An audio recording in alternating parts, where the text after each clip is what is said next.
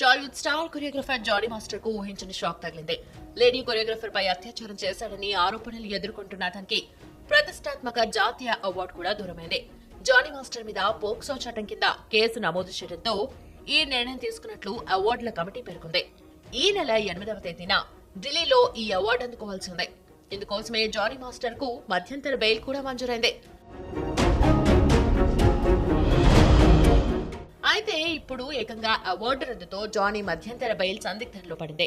Johnny master కు జాతీయ అవార్డును సస్పెండ్ చేయడంపై భిన్న వాదనలు వినిపిస్తున్నాయి. ఇలా అవార్డు రద్దు చేయడం ఏ మాత్రం సరికాదని పలువురు సినీ ప్రముఖులు సోషల్ మీడియాలో ధైర్యంగా పోస్టులు పెడుతున్నారు. జానీ మాస్టర్ కు జాతీయ అవార్డును రద్దు చేయడం చాలా బాధించిందన్నారు ప్రముఖ కొరియోగ్రాఫర్ ఆటా సందీప్. జానీ మాస్టర్ కు అవార్డు రద్దు వార్తలు చదివి చాలా బాధపడ్డారంటూ కాస్త ఎమోషనల్ అయ్యాడు ఆటా సందీప్. ఇలా చేయడం చాలా అన్యాయమన్నాడు. చిన్న స్థాయి నుంచి వచ్చి ఎంతో కష్టపడి జాతీయ స్థాయిలో ఎదిగి అవార్డు సాధించమంటే మామూలు విషయం కాదన్నాడు. అలా అవార్డును రద్దు చేయడం కరెక్ట్ కాదంటూ తన వీడియోలో చెప్పాడు సందీప్.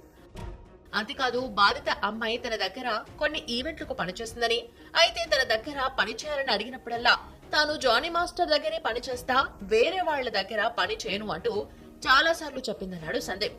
జానీ మాస్టర్ దగ్గర ఎంత కంఫర్ట్ లెవెల్ ఉంటే ఆ అమ్మాయి అలా మాట్లాడి ఉంటుందంటూ ఓ పాయింట్ రేస్ చేశాడు. ఇక ఆటా సందీప్ రిలీజ్ చేసిన వీడియోకు యానీ మాస్టర్ కూడా స్పందించారు. ఫైనల్ గా ఒకరు బయటకు వచ్చి మాట్లాడారని, తన మనసులో కూడా ఇదే ఉంది, చివరకు మీరు చెప్పారు, థ్యాంక్ గాడ్ అంటూ కామెంట్స్ చేశారు ఆమె.